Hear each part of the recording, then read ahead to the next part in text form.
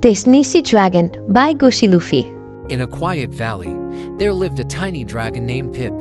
And like other dragons, Pip didn't breathe fire, he sneezed it. Every time he sniffled, achoo, a tiny flame would pop out and toast something nearby. Once it was his pillow, once his lunch, and once his own tail. Pip was very sorry about all the sneezing, so he wore a giant scarf and carried tissues everywhere. One day, he sneezed near a cold campfire where some squirrels were shivering. Achoo! Whoosh! The fire lit up. The squirrels cheered, "You're a hero." From then on, Pip became the valley's official campfire starter. He still sneezed a lot, but now it made everyone warm and happy.